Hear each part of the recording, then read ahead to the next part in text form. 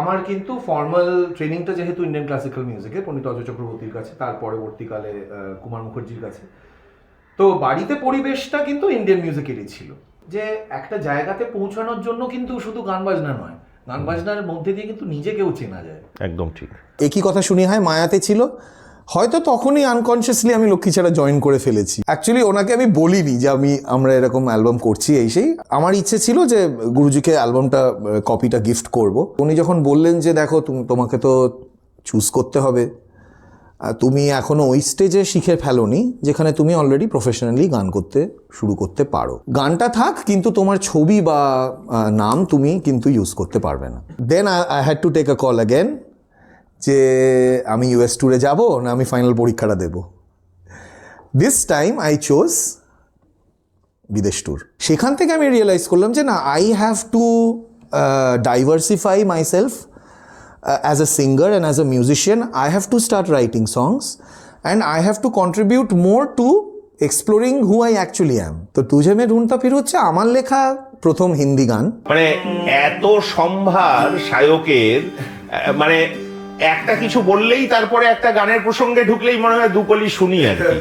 অনেকেই বলে ক্লাসিক্যাল শিখলে অন্য গান গাওয়া বা শেখা সহজ হয়ে যায়। এটার কারণ কিন্তু একটা আছে, মানে টেকনিক্যাল কারণটা হচ্ছে সুরগুলো খুব ভালো চেনা হয়ে যায়। আর্টিস্ট অ্যাকচুয়ালি কী করতে চায় সেটা জানাটা রাদার দেন অডিয়েন্স কী শুনতে চায়, এই পার্সপেক্টিভটা আমার বেশ ইন্টারেস্টিং লাগলো। তুমি শুনে, স্টুডেন্ট আমায় শুনে বলবে, আমি বলে দেবো না যে এই দেখো এই হলো ইউনিক ক্যারেক্টারিস্টিক, তুমি মুখস্থ করে এসো, কালকে তোমার পরীক্ষা আছে, ঠিক না হলে তুমি মিউজিশিয়ান হতে পারবে না। If you like something, try to understand why you like it. আমি স্বপ্নের পথে পথে শুধু কত খুঁজেছি তোমায়, আমি শুধু খুঁজেছি তোমায়, তুঝে মে ঢুঁড়তা ফিরু মেরি হর চাহত হ্যায় তু। নমস্কার, চলে এলাম গান পিয়নের আরেকটা পডকাস্ট অনুষ্ঠান গান পাগল নিয়ে। আজকে একটা ফাটাফাটি পডকাস্ট হতে চলেছে। আমাদের সাথে আছে সায়ক ব্যানার্জি। সায়ক, কেমন লাগছে এসে? খুব ভালো, খুব ভালো। সায়কের একটা ছোট করে ব্যাকগ্রাউন্ড আমি দিয়ে দিই। সায়ক লক্ষ্মীছাড়ার লিড সিঙ্গার ছিল এক সময়, এর পরবর্তীতে ক্যাকটাসের লিড সিঙ্গার ছিল এক সময়, বম্বে ইন্ডাস্ট্রিতে কাজ করেছে। বর্তমানে সায়ক থাকে দুবাইয়ের মিউজিক ইন্ডাস্ট্রিতে, ওখানে গান শেখায়, নানা রকম ওর গান বেরোয় ইত্যাদি, পারফরমেন্স চলে। এবং এই পডকাস্টটার জন্যেই কিন্তু সায়ক এই শীতের ছুটিতে কলকাতায় ছুটে এসছে, সেই শুধু দুবাই থেকে। আর ভালোবাসার মাস তো আমরা জমিয়ে, ভালোবাসার মাস কারণ ডিসেম্বর মাস এবং সামনে ক্রিসমাস, এই আর 2-3 দিন বাদেই ক্রিসমাস, আমরা জমিয়ে আজকে পডকাস্টটা করব। সায়ক, বলো তোমার সম্পর্কে তো আমরা ঢুকবো, তার আগে বলো যে তোমার এখানে পডকাস্টে এসে কেমন লাগছে বলো। খুব ভালো লাগছে। অলরেডি আমাদের একটা আড্ডার পরিবেশ হয়ে গেছে আর কি, গান বাজনা, জ্যাম, এসব পুরনো অনেক কথা, গৌতম কাকুর কথা এলো মাঝে। তো এবং এই যে ইনিশিয়েটিভটা যে গান পিয়ন মৌলিক গান বাজনা এবং তাদের মৌলিক আর্টিস্টদের নিয়ে কাজ করছে এবং তাদের ফোকাসে রাখছে, এই ব্যাপারটা ইজ ফিউ অ্যান্ড রেয়ার। তাই জন্য কংগ্রাটস টু দ্য টিম যে ওরা এই প্রচেষ্টাটা করছে। এবং আমিও সেই প্রচেষ্টাটা অ্যাজ এ আর্টিস্ট করছি, যে নিজেও নিজের গান বানাই, লিখি, প্রডিউস করি, রিলিজ করি। এবং তার সাথে এই যে fraternity, it's like a Brotherhood বা সিস্টারহুড, যে সবাই সবাইকে সাপোর্ট করব, সবাই সবার গান গাইবো, সবাই নিজের গানও গাইবো, অন্যদের গানও গাইবো, এবং কোনো মতবিরোধ থাকতেই পারে, কিন্তু একসাথে ইন্ডাস্ট্রিটাকে বড় করব। ঠিক, একদম ঠিক। সায়ক কিন্তু মৌলিক গানের জন্যই এখন আজকের দিনে বিখ্যাত। ও কিন্তু নিজের গান লেখে, বাঁধে এবং গান শোনায়। যদিও কলকাতার নামি নামি ব্যান্ডগুলো লিড সিঙ্গার হয়ে একসময় কাজ করেছে। তো আমরা কিন্তু এবার সায়কের ছোটোবেলা নিয়ে একটু কথা বলে নিই, দেখি সায়ক কীভাবে ছোট থেকে গানটাকে পারসিভ করেছে, মিউজিকটাকে পারসিভ করেছে, ওর প্রথম ব্রেক থ্রু কীভাবে, এগুলো নিয়ে আমরা আলোচনা করব। সায়ক, শৈশবের কথা একটু যদি বলো আমার দর্শকের জন্যে। একদম ওই যে বলছিলাম, গাবুর কথা যখন হচ্ছিল, আমি আর গাবু একই বেঞ্চে বসতাম। কোন স্কুল ছিল? ফিউচার ফাউন্ডেশন, কারেক্ট, ওকে। এবং সেখানে আর বাকি বন্ধু বান্ধবরাও গান বাজনা ভীষণ ভালোবাসতো। এবং তখন তো ব্যান্ড হয়ে ওঠেনি, তখন মানে লক্ষ্মী ছাড়া ছিল, কিন্তু তার লাইন আপটা সম্পূর্ণ অন্যরকম ছিল, পরমব্রত ছিল, এরা ছিল। তো তখন আমরা নেহাত মজার জন্যই গান বাজনা করতাম, ডেস্ক বাজিয়ে এই সেই করে। তারপর আস্তে আস্তে সেখান থেকে আমি আর গাবু তো প্রায় আড্ডা মারতাম, ওর বাড়ি যেতাম, ও আমার বাড়ি আসতো। আর গাবুর বাড়িতে তো গানের পরিবেশ ছিলই বরাবরই, সেসব দেখেও ইন্সপায়ারিং লাগতো, সেই সব ক্যাসেট, দারুণ দারুণ সব আর্টিস্ট। তো তখন সাধারণভাবে কি ধরনের গান শুনতে? আমি এই প্রশ্নটা করছি বিশেষ করে যেহেতু তুমি আমাদের শ্রদ্ধেয় গৌতমদার বাড়িতে যেতে, গাবুদের বাড়িতে যেতে, ওখানে শুনতে, কারণ গৌতমদার ঘরানাটা তো একটু অন্যরকম ছিল। যদিও গৌতমদা, আমি যতদূর শুনেছি গাবুর থেকে বা যেভাবে বিভিন্ন মিডিয়ার মারফত, যে গৌতমদা সব ধরনের গানই ভালোবাসতেন এবং সব ধরনের গানকে গুলে খেয়ে তারপর উনি নিজের ঘরানাটাকে তুলে ধরতেন। তো কি ধরনের তুমি ওইখানে গান শুনতে আর কি গেলে জেনারেলি? খুব ভালো এলপিস ছিল, ক্যাসেট ছিল, ফ্র্যাঙ্ক সিনাত্রা বলো, কারেক্ট, তারপর তোমার স্টিং বলো, পিটার গ্যাব্রিয়েল বলো, হুইটনি হিউস্টন বলো, সবার মিউজিক ছিল। তার সাথে বাউল গানের ক্যাসেটও আছে, তার সাথে ক্লাসিক্যালেরও আছে। তো মানে অনেক সময় কনফিউজিং, কারণ নতুন নতুন আর্টিস্টদের নাম জানতাম তখন। গাবু এটা নিয়ে যেতে পারি, এটা শুনতে, বলে দাঁড়া বাবাকে জিজ্ঞেস করি। বাবার এগুলো খুব প্রাইস পজেশন। কারেক্ট, সেরকম ভাবে অনেক এক্সচেঞ্জও হয়েছে আর কি, অনেক নতুন গান শুনতে পেয়েছি।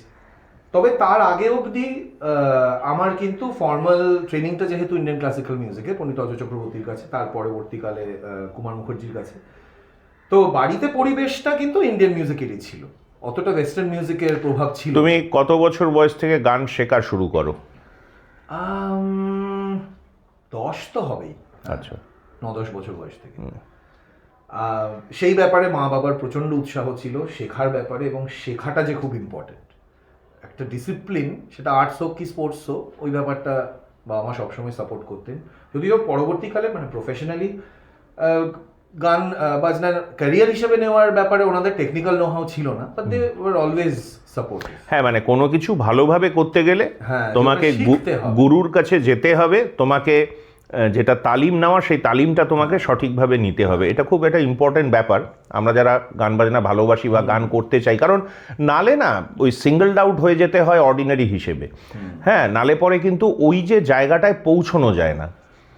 আরেকটা ব্যাপার যেটা আমি দেখেছি আর এখন বুঝি, যে একটা জায়গাতে পৌঁছানোর জন্য কিন্তু শুধু গান বাজনা নয়, গান বাজনার মধ্যে দিয়ে কিন্তু নিজেকেও চেনা যায়। একদম ঠিক, একদম তাই না? একদম। শুধু যে আমি অডিয়েন্সের কাছে পৌঁছাবো বলে গান বাজনা করব বা একটা ক্যারিয়ার হিসেবে বেছে নেব বলেই করব তা নয়, এটা নিজের সমৃদ্ধির জন্য খুব প্রয়োজন, পুরো আর্টস ব্যাপারটাই। ঠিক। তোমার প্রথম গান যদি আমি বলি, যে তুমি প্রথম গান যেটা তোমার মনে হলো যে এবার থেকে গান বাজনা করা যেতেই পারে, হ্যাঁ, সেটা তোমার কোন গানটাকে রাখবে? কারণ গৌতমদার যে মহিনের ঘোড়াগুলির যে মায়া অ্যালবামটা ছিল, সেই মায়া অ্যালবামের একটি গান কিন্তু ওর গাওয়া, সেটা গৌতমদাই ওকে গাইয়েছিল আর কি।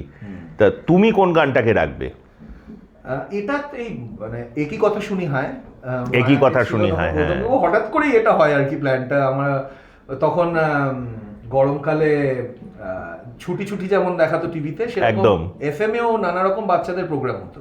তো সাম ফান বলে একটা প্রোগ্রাম হতো, সেখানে আমি আর গাবু গিটার বাজাচ্ছে, আমি গাইছি।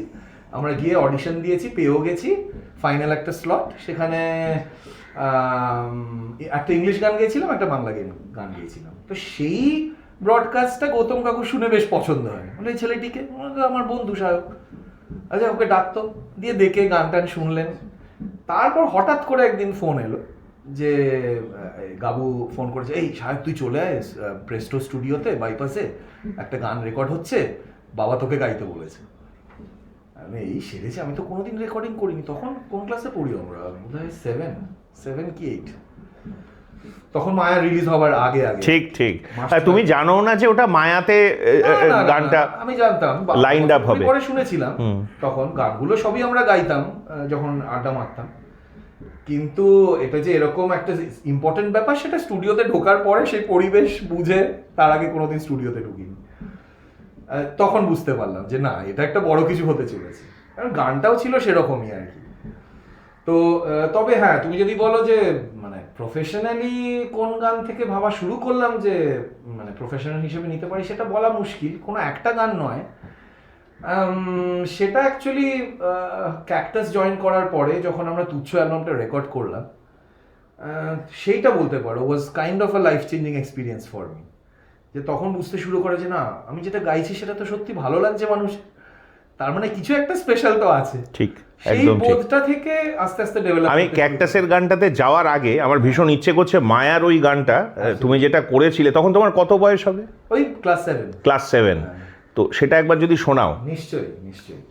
গানটার ব্যাপারে একটা কথা আমি বলতে চাই, যেটা তোমার সাথে আলোচনা করছিলাম তখন, সেটা হচ্ছে এই গানটার মধ্যেই মানে গৌতম কাকুর এই ব্যাপারটা আমার এত ভালো লাগতো, তখন তো বুঝতে পারিনি, এখন বুঝি after seeing the world for so many years, যে নতুন কিছুকে অ্যাকসেপ্ট করা, এমব্রেস করার, তা যে ভীষণ important, not just as an artist বা as an audience, but also as an audience. সেই ব্যাপারটাই গানের মধ্যেই কিন্তু আছে। একটু শুনে কথাগুলো, নতুন কিছু কি করলে কি করে করবে জয়, সেটা যদি আমরা নতুন কিছু না শুনি, নতুন গান না শুনি, পুরোনো গানকেই বারবার বারবার রিমেক করে যাই, যেটা আনফরচুনেটলি তাহলে তো নতুন জিনিস আসবে না তাহলে। এক্স্যাক্টলি, সেই অ্যাকসেপ্টেন্সটা থাকতেই হবে।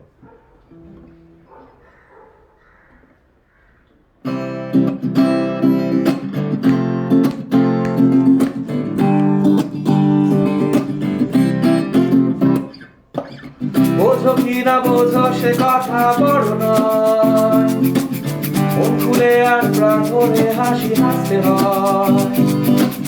বোঝো কি না বোঝো সে কথা বড় নয়, মন খুলে আর প্রাণ ভরে হাসি হাসতে হয়। কে কি ভাববে মনে করবে তা করলে ভয়, নতুন কিছু কি করে করবে জয়। শুনতে চাও বা না চাও তাতে কি এসে যায়, এই গানের সুর দূরে বহু দূরে ভেসে যায়।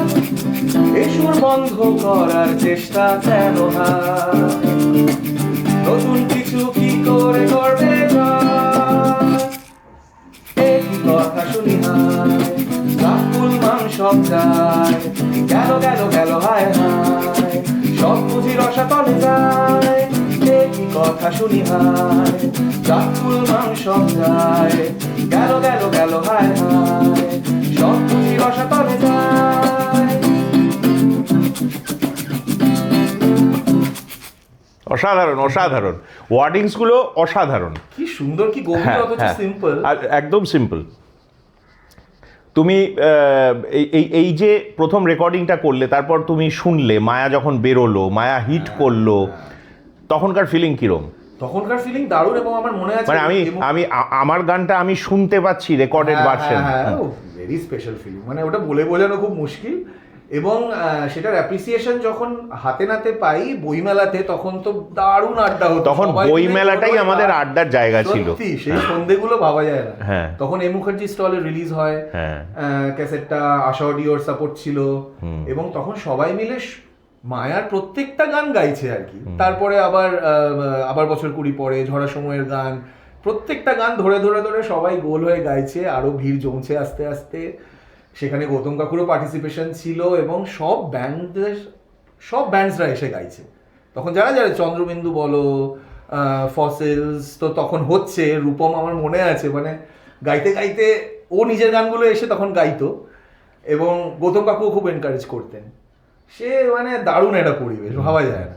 সবাই ছিল, শহর, তখন শহর হয়নি, সরি, পরশ পাথর, তোমার অভিলাষা, সবাই মিলে একসাথে বসে গান গাইছে। এই জিনিসটা একটা খুব বড় পাওনা আমার মনে হয়। তা তুমি যে লক্ষ্মী ছাড়া জয়েন করলে, এটা কোন সালে তুমি লক্ষ্মী ছাড়া জয়েন করলে? আচ্ছা, লক্ষ্মী ছাড়ার প্রথম অ্যালবামটা তো মেঘমল্লার। হ্যাঁ, কিন্তু আচ্ছা, এটা বলতে তোমাকে মানে আমার মনে পড়লো, কয়েকদিন আগে একটা আমি ইন্টারভিউ দেখছিলাম সিধুর, ওই শুভেন্দার অনুষ্ঠানটাতে। সেখানে কিন্তু এই রেলেভেন্সটা এসছিল। মেঘমল্লারের সময় তুমি গান গাইতে বটে, তোমার নামটা না নিয়ে বোধহয় সিধু বলেছিল সেদিনকে, কিন্তু ওই অ্যালবামে তোমার নামটা আসেনি, যদিও তুমি মেঘমল্লারে তখন গান গেয়েছো। সেখানে সায়কের বদলে সায়ন বলে অ্যালবামটাতে বেরোলো, ছবিও ছিল না, ছবিও কিছু ছিল, অন্য একজন ছিল। এই গল্পটা কি তুমি যদি বলো আমাদের? নিশ্চয়ই এই গল্পটা অনেকেই জানে না, এবং যারা খুব ঘনিষ্ঠ তারা জানে যে আমি অ্যালবামটায় গেয়েছি। অনেকে সায়ন নামেই জানে যে সায়ন এই গানটা গেয়েছি। জয়েন কবে করলে? জয়েন তো দেখো অফিসিয়ালি আবার বললাম যে ওই একই কথা শুনি হয় মায়াতে ছিল, হয়তো তখনই আনকনসিয়াসলি আমি লক্ষ্মী ছাড়া জয়েন করে ফেলেছি, বুঝলে তো। কারণ তারপর থেকে আমরা একসাথেই রিহার্সাল করতাম গাবুর বাড়িতে।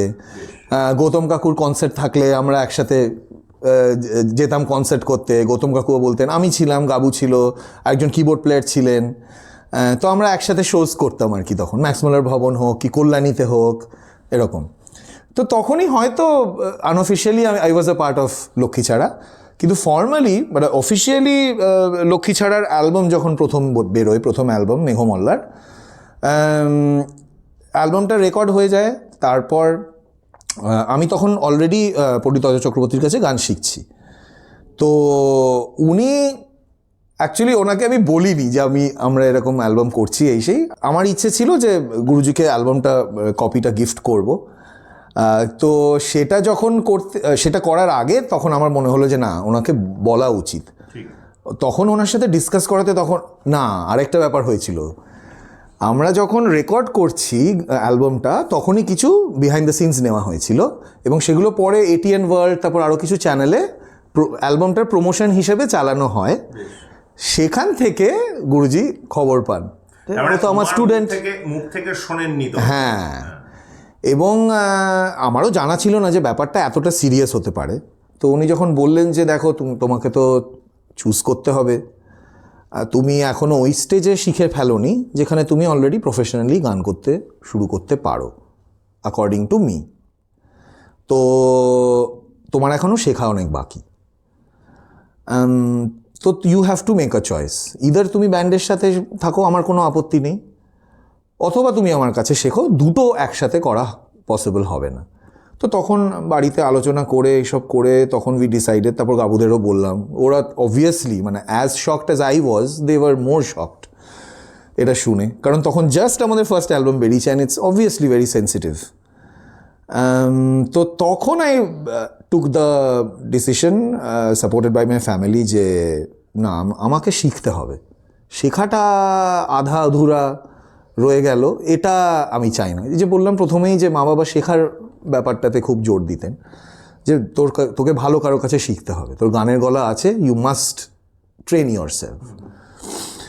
তো তখন গাবুদের সাথে আলোচনা করে তখন গুরুজিও বললেন যে তুমি তো অলরেডি গেয়ে ফেলেছো, আমি তো আর গলাটা নিয়ে নিতে পারি না, তো গানটা থাক, কিন্তু তোমার ছবি বা নাম তুমি কিন্তু ইউজ করতে পারবে না। তো এবং এই রুলটা কিন্তু সবার জন্যই ছিল। আমি শ্রুতিনন্দনে শিখতাম তখন, সবার, এমন নয় যে আমার জন্য শুধু রুলটা হয়েছে যে আমি করছি বলে he didn't want me to grow or anything, but সবার জন্যই সেম রুল ছিল যে শেখার একটা লেভেলের পরে you can take up music professionally.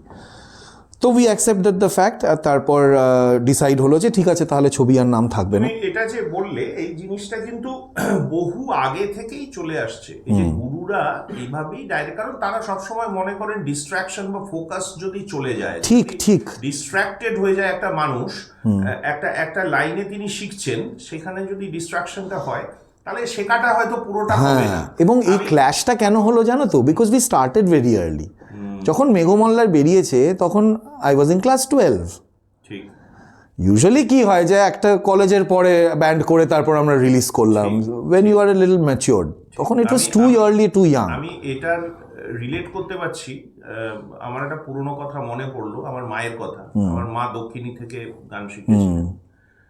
তো ওই মাও আমাকে বলতেন এক সময় যে আমি কিন্তু কোনোদিনও কোনো স্টেজ প্রোগ্রাম করিনি, আমাদের এটা স্ট্রিক্টলি বারণ করা ছিল যে তুমি কোনো স্টেজে গিয়ে তুমি গান করতে পারবে না, এক, দুই হচ্ছে কোথাও কম্পিটিশনেও গান করতে পারবে না। কারেক্ট, এই দুটো কিন্তু একটা খুব বড় নো ছিল, নোনো ছিল। এবং আমি বলছি যতদিন না ফাইনাল ইয়ার পাস করে বেরিয়ে। রাইট, তারপরের থেকে কিন্তু এই রিয়ালিটি শো আর এগুলোর প্রাধান্য বাড়তে শুরু করে, এবং তখন আমি রিয়েলাইজ করি যে the decision that I took was probably right. Because তখনই যদি আমি প্রফেশনাল ক্যারিয়ারে ঢুকে যেতাম, আমার কিন্তু আর শেখাটা হতো না। যে শেখাটা আজকে আমি যে নিজে গান লিখি, গান শেখাই, শুধু গান শেখাই না, আমি মানে মিউজিক মেকিংও শেখাই, সং রাইটিংও শেখাই, মিউজিক প্রোডাকশন শেখাই। এটা আমার একটা খুব ইন্টারেস্টিং একটা কারিকুলাম আমি পড়াই। আমরা আগের দিন আলোচনা করছিলাম, মানে তুমি দুবাইতে এখন যে প্রফেশনে আছো বা গান শেখানোর, এই গান শেখানোটাও যে একটা কত বড়, এই গানটা কিন্তু শুধু গাওয়ার গান নয়, মানে গান মানে সং রাইটিং, একদম এটাতে আমরা আসছি। তো সেবার ওই মেঘমল্লার অ্যালবামটা বেরোলো, তাতে সায়কের গান থাকলো, কিন্তু সায়কের নাম থাকলো না, বদলে সায়ন একটা নাম থাকলো এবং অন্য একজনের ছবি থাকলো। এই জিনিসটাই ঘটেছিল। তুমি ওখানে যে গানটা তুমি গেয়েছিলে, তুমি কটা গান গিয়েছিলে মেঘমল্লারে? সবকটাতেই ছিল। ওর মধ্যে থেকে একটা গান আমাদের শোনো। আচ্ছা, ঠিক আছে। তা মেঘমল্লার এমন একটা স্পেশাল গান যেটা এখনও 20 বছর পরেও আমি গাওয়ার রিকোয়েস্ট পাই, এত ভালো লাগে যে তখন আমার অ্যালবামে নামও ছিল না, ছবিও ছিল না, অথচ লোকে কিন্তু মনে রেখেছে গানটাকে। এখানে গানটার জয়, গানটা মানুষের এত ভালো লেগেছে যে দ্যাট কে গেয়েছে কার গান ডিডন্ট ম্যাটার, তারা জানে লক্ষ্মী ছাড়ার গান, এবং তারা ওই গলাটার সাথে কানেক্ট করতে পারে এখন, যে সাহেবদা মেঘমল্লারটা গাও প্লিজ। ওটা আমরা আজও ভুলি না। শুনি চলো, বাজাবে নাকি? হ্যাঁ, বাজাতে পারি। তোমার হাত কাহন? একদম। চলো, জমে যাবে তাহলে না? চলো।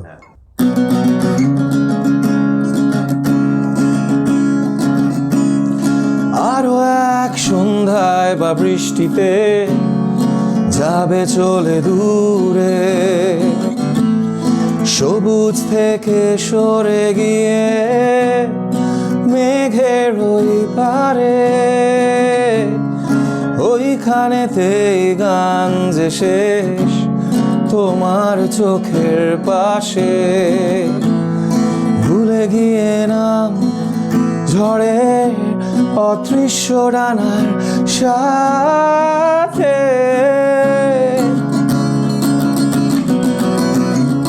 তোমার জন্য ভাষা নেই আমার, ভুলে গেছি ভালোবাসার গ্রামার। শেষ কি হবে ভালোবাসার, যখন দেখা হবে তোমার আমার, কান্না তোমার কালো মেঘে মিশে যায়, দেখা শেষে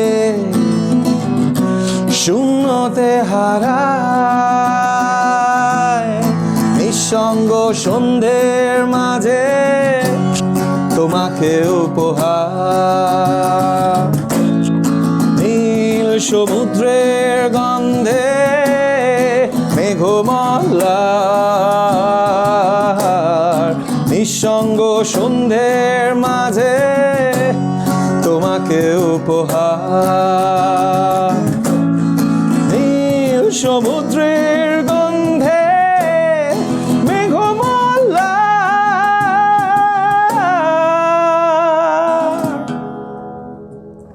লাভলি, দারুণ। এগুলো অ্যাকচুয়ালি অনেক কাল ধরে শুনছি, বারবার শুনছি। যে মানুষটার গলায় অ্যালবামে শুনেছি, সেই মানুষটা আজকে আমার সামনে বসে আছে, আমাকে লাইভ গানটা শোনালো, আমার দর্শকদের জন্য শোনালো। অসাধারণ একটা অনুভূতি। Thank you. তুমি এই যে এই লক্ষ্মী ছাড়া হলো, লক্ষ্মী ছাড়ার পরে তোমার গুরুজি, লক্ষ্মী ছাড়ার পরে হ্যাঁ আমি শিখতে থাকলাম। তারপরে গুরুজিও খুব ব্যস্ত হয়ে পড়লেন উইথ হিজ ইন্টারন্যাশনাল কনসার্টস, আর তো তখন I had to take a call again. হ্যাঁ, তারপরে কি ফর এ সেকেন্ড টাইম, যে না আমি যেহেতু শেখাটায় ফোকাস করছি, সেহেতু শেখাটা আমায় চালিয়ে যেতে হবে। অ্যান্ড তখন আমি আরেকজন গুরুজির কাছে, শ্রী কুমার মুখার্জির কাছে শেখা শুরু করি, এবং শেখা চলতে থাকে। তার মাঝেই 2005-এ ক্যাকটাসের তরফ থেকে একটা ফোন আসে, সন্দীপ বেসিস্ট, তুমি তখন বোধহয় মাস্টার্স করছো? তখন আমি মাস্টার্সের জাস্ট এনরোল করেছি, গ্র্যাজুয়েশন শেষ করেছি, মাস্টার্সে এনরোল করেছি ফার্স্ট ইয়ার। পড়াশোনা মানে ডিগ্রি কোর্স তো তোমার সেন্ট জেভিয়ার্সে? সেন্ট জেভিয়ার্সে, হ্যাঁ, ওখান থেকে কমার্স পড়েছি। তারপর ক্যালকাটা ইউনিভার্সিটি থেকে ফিল্ম অ্যান্ড মিডিয়া স্টাডিজের কোর্স করছি তখন। পরীক্ষার আগে যাই হোক, ক্যাকটাস তখন ততদিনে জয়েন করে ফেলেছি। মানে তখন সম্পদবাবু পড়াতেন ইকোনমিক্স? হ্যাঁ, রাইট রাইট রাইট, বই লেখা ইকোনমিক্স। হ্যাঁ হ্যাঁ হ্যাঁ হ্যাঁ। তো সেখান থেকে ক্যাকটাস জয়েন করা, এবং তারপর ফাইনাল পরীক্ষার আগে আমার মানে ক্যাকটাসের একটা ইউএস ট্যুর হওয়ার কথা হয়, এবং then I had to take a call again যে আমি ইউএস ট্যুরে যাব না আমি ফাইনাল পরীক্ষাটা দেব। দিস টাইম আই চোজ বিদেশ ট্যুর, ঠিক আছে। And that is when I also thought যে দিস ইজ দ্য মোমেন্ট যেখানে আই ডিসাইড আমি কিন্তু প্রফেশনালি মিউজিকই করবো। বেশ, এইটাই আমি আসতে চাইছিলাম। Right, so turning point actually. হ্যাঁ হ্যাঁ, তুমি দেখতে পেলে যে না আমি প্রফেশনালি এখন যদি গ্রো করার চেষ্টা করি করতে পারবো। হ্যাঁ, এবং তার আগে ক্যাকটাস জয়েন করার আগে থেকে আমি কিছু অ্যাডভার্টাইজিংয়ের কাজ, জিঙ্গলস, কিছু ফিল্ম প্লেব্যাক, এগুলো একটু একটু একটু করে শুরু হয়েছে। তো এই ইউএস ট্যুরটার পরে মানে ইন্ডিয়ার বাইরে গিয়ে প্রথম শো করছি। তখন তোমার ক্যাকটাসে আর ব্যান্ড মেটসরা আর কে ছিলেন? সিধুতে তো ছিলই, সন্দীপ ছিল অন বেস, অ্যালেন, হ্যাঁ হ্যাঁ, তখন সঞ্জয় দা ছিল বাজিদা ড্রামসে, বুটি কিবোর্ডসে। তো তারপর অবশ্য লাইন আপ চেঞ্জ হয়, অ্যালেন জয়েন করে সঞ্জয় দার জায়গায়। তো অ্যান্ড দ্যাট ইজ ওয়েন তুচ্ছ গট রেকর্ডেড। সো ওইটা আরেকটা মাইলস্টোন ছিল যেখানে আমরা মানে খুব ফ্রিলি একসাথে বসে গানগুলো অ্যারেঞ্জ করে প্র্যাকটিস করে উই থট যে yes this is the sound. তখন তুচ্ছ রেকর্ড হয়, এবং that gave me a lot of confidence. ওই শোজ করা, কলেজ শোজ, সেই উন্মাদনা, সবাই মানে হাজার হাজার লোক আমাদের গান গাইছে তখন আমরা ক্যাকটাস চুটিয়ে শুনি। হ্যাঁ হ্যাঁ হ্যাঁ, এবং তখন শুধু ক্যাকটাস কেন, সব ব্যান্ডসরাই দারুণ শোজ করছে। তখন সঙ্গীত বাংলা ব্যান্ডসদের গান শোনাচ্ছে, এফএমএ বাংলা মানে নতুন বাংলা গান হচ্ছে, সেখানে আমরা হারি না হারতে পারি না, সব ব্যান্ডসরা একসাথে মিলে এই গানটা করলো। তো সেই জিনিসটা, সেই ব্রাদারহুডটা সামহাও এখন পাই না। ওই সময়টা কাটিয়ে এসছি বলে আই এম ব্লেসড যে ওই সময় ছিলাম। তো তারপর থেকে ক্যাকটাসে থাকলাম 5 বছর, শোজ করলাম, এবং ততদিন আমি ফর্মাল ট্রেনিংও করছি, এবং করতে করতে আই রিয়েলাইজ যে I have something more to offer than just rock music. Rock music তো আমার ফেভারিট বটেই, তার সাথে সাথে ইন্ডিয়ান ক্লাসিক্যাল মিউজিকও আমার খুব ফেভারিট হয়ে উঠলো। এবং সেখানে প্রত্যেক বছর গুরুজি ওয়ার্কশপে নিয়ে যেতেন কুমারদা। সেই ওয়ার্কশপগুলো খুব ইন্টেন্সিভ, 7 দিন টানা রেয়াজ হচ্ছে, সবাই মিলে বসে একটা রাগকে ধরে একদম মানে কাটাছেঁড়া চলছে, ভেরি ইন্ট্রিকেট ট্রেনিং হতো তখন অ্যান্ড ইন্টেন্সিভ। সেখান থেকে আমি রিয়েলাইজ করলাম যে না, I have to diversify myself as a singer and as a musician. I have to start writing songs and I have to contribute more to exploring who I actually am as an artist. তো তখন সেই জায়গা থেকেই 5 little Indians তৈরি হওয়া, আমি, Neel Adhikari, Dodo on drum, Sandip on bass, Allen on guitar. Allen আর আমি একসাথেই ক্যাকটাস ছাড়ি 2010-এ। তখন অ্যালেন 5 লিটল ইন্ডিয়ান্সে ছিল, তার পরবর্তীকালেও ফসিলস জয়েন করে আফটার সাম টাইম। এবং তখন 5 লিটল ইন্ডিয়ান্সে আমি তো পুরোপুরি ক্লাসিক্যাল গাইছি, বুঝলে তো। সো দ্যাট চেঞ্জ ওভার কিন্তু হ্যাপেন্ড ইন তুচ্ছ অলসো। তুচ্ছতে মাসিহা গানটাতে আমি একটা ক্লাসিক্যাল ইম্প্রোভাইজেশন করেছিলাম, যেখান থেকে আই স্টার্টেড রিয়েলাইজিং যে না, আমি বোধহয় শুধু রক মিউজিক নয়, আমি আরও কিছু জনরাস গাইতে পারি। আমি শুনবো, মানে মানে মানে অধীর আগ্রহে অপেক্ষা করছি তুমি এই ধরনের গানগুলো আমাদের শোনাবে, দর্শকরাও হয়তো অপেক্ষা করছে। তোমার অনুরাগ বাসুর সাথে তারপরে কানেকশনটা কিভাবে হলো, মানে তুমি বম্বেতে গেলে কিভাবে, এটা আমাকে একটু বলো। অ্যাকচুয়ালি আমি তো যাইনি একা, পুরো ক্যাকটাসই গেছিল। হ্যাঁ, আমরা তখন ওএচ ফ্রাইডে বলে একটা শো হয় যেটা হোস্ট করে ফারহান আক্তার। সেখানে গিয়ে শাহরুখ খান হচ্ছে সেই এপিসোডের স্পেশাল গেস্ট। শাহরুখ খানের সামনে আমরা গিয়েছি তুঝে মে ঢুঁড়তা ফিরু। তো তুঝে মে ঢুঁড়তা ফিরু হচ্ছে আমার লেখা প্রথম হিন্দি গান, আমার প্রচেষ্টা আর কি বলতে পারো। তার আগে কখনো গান লেখার চেষ্টা করিনি। সো ওটা এত পপুলার হওয়ার পর, এবং তারপরে পরবর্তীকালে আমি যখন বম্বে যাই তখন দেখি আরে গানটা তো অনেকে শুনেছে, আবে তু নেই গায়া হ্যাঁ ক্যা, এটা যখন লোকে বলছে হ্যাঁ মেনে গায়া হ্যাঁ, তখন দের আইজ ওয়ার ব্রাইট। তো দ্যাট শুনি চলো চলো হোক এই গানটা না শুনলে এখন হোক, ঠিক আছে।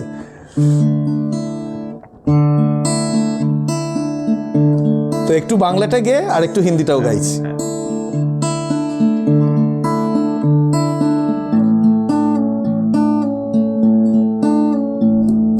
মন বড় অবুঝ এই মন, কিছুতে মানে না। পাপ শুয়াপ, সবাই গাইছো তো? পাপ শুয়াপ, পাপ শুয়াপ, পাপ শুয়াপ, পাপ শুয়াপ, পাপ শুয়াপ, পাপ শুয়াপ, पाप शुआप। दिल करता है नादानियाँ, सहता है लाखों सितम, राही चलना है अब तेरे संग यूं ही, तुझे मैं ढूंढता फिरूं, मेरी हर चाहत है तू, तुझे मैं ढूंढता फिरूं, मेरी हर चाहत है तू। पप शुआप, पप शुआप, पप शुआप, पप शुआप। কখন জানি না তো কখন, আবছা হলে কুয়াশায় আমি স্বপ্নের পথে পথে শুধু, হায় কত খুঁজেছি তোমায়, আমি শুধু খুঁজেছি তোমায়, तुझे मैं ढूंढता फिरूं, मेरी हर चाहत है तू। पप शुआप, पप शुआप, पप शुआप, पप शुआप। क्या बात, क्या बात। এটা তো অ্যাকচুয়ালি একটা সময় আমাদের অ্যানথেম অ্যানথেম তো হিন্দি বাংলা দুটোই। আমরা যখনই গানটা করতাম কোনো স্পেশালি কলেজ শোজ, ওফ ইট ওয়াজ এ সিন টু সি আর কি। মানে তখন তো মোবাইল ফোন চলে এসছে, সবার মোবাইল ফোন ওপরে, সবাই ওয়েভ করছে গানটার সাথে, আনবিলিভেবল। এই গানটার সাথে অ্যাকচুয়ালি খুব বেশি ওই সময় যারা গান শুনেছে কন্টেম্পোরারি ভীষণভাবে কানেক্ট করতে পারে। একদম একদম।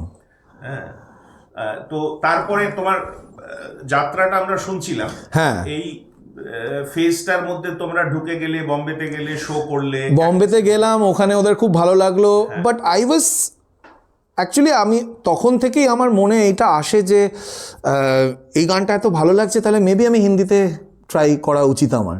তখন থেকে বোম্বে যাওয়ার পরিকল্পনাটা মাথায় শুরু হয়, এবং তখন আমরা ক্যাকটাসের মধ্যেও আলোচনা করতে শুরু করি যে আমরা তাহলে হিন্দি গানও করি না কেন। সিধুদার কিছু ভালো, খুব সুন্দর হিন্দি গান ছিল, সেগুলো আমরা রেকর্ড করে একটা ন্যাশনাল অ্যালবাম করি। তো সেসব পরিকল্পনা সামহাও আর মেটেরিয়ালাইজ করে না, এবং তখন ইজ ওয়েন আই ডিসাইডেড যে না, তাহলে আমাকে I have to move ahead now. তো তখন আমি ক্যাকটাস ছাড়ি 2010-এ, ফাইভ লিটল ইন্ডিয়ান্সে এক্সপেরিমেন্ট করা শুরু করি, classical, pop, rock, fusion, jazz, এইসব মিউজিক ফর্মস নিয়ে। সেই সময় আমি ফ্রেন্ডস অফ ফিউশনও জয়েন করি, নীল দত্ত, আমি, রাজকুমার, দেবপ্রতিম। তো সেখানে তো আমি একদমই ক্লাসিক্যাল গাইছি, ক্লাসিক্যাল বন্দিশ যেগুলো আছে, বা ধরো ফোক মিউজিক, পাঞ্জাবি ফোক। তো কুমারদা দারুণ দুর্ধর্ষ পাঞ্জাবি ফোক গান আর কি, এবং জানোই Punjabi folk is so rhythmic. তো সেখান থেকে পাঞ্জাবি ফোক, আবার চলে গেলাম কর্ণাটিক ক্লাসিক্যালে, তিল্লানা। তো সবই ওই অ্যালবামটাতে ছিল, ফ্রেন্ডস অফ ফিউশনের 4x1 অ্যালবামে। দুছত্র পাঞ্জাবি ফোক শোনাও না? আচ্ছা, ঠিক আছে। মানে এত সম্ভার সায়কের, মানে একটা কিছু বললেই তারপরে একটা গানের প্রসঙ্গে ঢুকলেই মনে হয় দুকলি শুনি।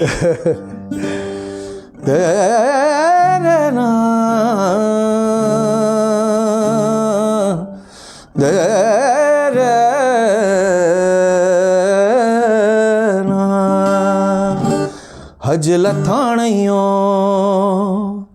हज लथाणियों अखियां दा चा तू थोड़ी देर होर ठहर जा हज लथाणियों मेरे दाने बामा बगा ममा गसा लथाणियों अखियां दा चा तू थोड़ी देर होर ठहर जा हज लथाणियों तेरा तकना है अखियां निरा तेरा तकना है अखियां निरा तू थोड़ी देर होर ठहर जा अज लथाणियों अखियां दा चा तू थोड़ी देर होर ठहर जा अज लथाणियों अखियां नू रज रज अज तक लैण दे सजना नू कोल सारा सजना नू वैल दे अखियां नू रज रज अज तक लैण दे सजना नू कोल सारा सजना नू वैल दे अब पूरी की दी दिल दी दुआ अब पूरी की दी दिल दी दुआ तू थोड़ी देर होर ठहर जा अज लथाणियों अखियां दा चा तू थोड़ी देर होर ठहर जा अज लथाणियों অসাধারণ অসাধারণ অসাধারণ। তো ওখান থেকে হ্যাঁ ওখান থেকে আমার এক্সপ্যানশনটা শুরু হয় যে বিভিন্ন ধরনের মিউজিক শোনা যে কোনো ল্যাঙ্গুয়েজেই হোক না কেন সেটার ভালো ফ্যাক্টরটা বুঝতে পারা কোন এলিমেন্টটা ভালো লাগছে কেন লাগছে পরবর্তীকালে সেটা গিয়ে আমার টিচিংয়ে খুব হেল্প করে অ্যাকচুয়ালি হ্যাঁ যে মানে ব্রেকডাউন করা অ্যানালাইজ করা মিউজিককে তো হ্যাঁ তো সেইভাবে জার্নি শুরু হয় এবং সেখান থেকেই মানে তারপর দিল্লিতে 2 বছর কাজ করি আমাদের একটা নন প্রফিট ছিল আমার আর আমার ওয়াইফের আমার ওয়াইফ দেবযানী হচ্ছে অ্যানিমেশন ফিল্ম মেকার তো ওর সাথে আমার এই ক্রিয়েটিভ জার্নির ক্রিয়েটিভ আর্টিস্ট্রি এবং ক্রিয়েশন এই ব্যাপারটা জার্নিটা শুরু হয় তখন আমরা বিভিন্ন ফ্রিল্যান্স প্রজেক্টস তুলি অ্যানিমেশনের মিউজিক কম্পোজ করা শুরু করি ও অ্যানিমেশনটা করতো তারপর আমাদের বিভিন্ন সোশ্যাল এন্টারপ্রেনারশিপ প্রোগ্রামস ছিল art workshops music workshops film making workshops এসব করতে করতে বম্বে পৌঁছাই সেখানে is when I wrote my first independent Hindi song আমি সেটা শোনাতে চাই ছোট করে শোনাই হ্যাঁ একদম সেটার নাম হচ্ছে দো দিওয়ানে এটা অ্যাকচুয়ালি একটা হিন্দি ভার্সন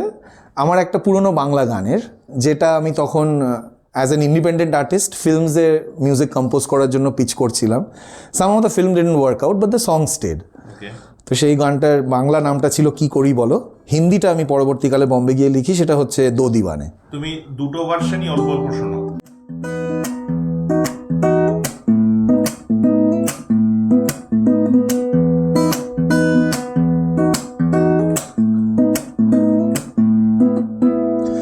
यादें गुमशुदा है बहकना आसा है ख्वाबों में बसे हो बिन तुम्हारे क्या है जिंदगी शाम ढल रही है अकेला मैं चला हूँ राह देखता हूँ মিলে না মুঝকো তেরি রেবরি এবার বাংলা প্রি কোরাসটা গাইছি যখন বাংলা ভার্সনটা ছিল আমার আমি জানে হারিয়ে পাওয়ার মানে পথ আধো আলো পথ ছায়া ঠিকানা জানি না না দো দিওয়ানে अनजाने में देखते हैं ख्वाब क्या ओ न पहचाने सौ बहाने समझाना है क्या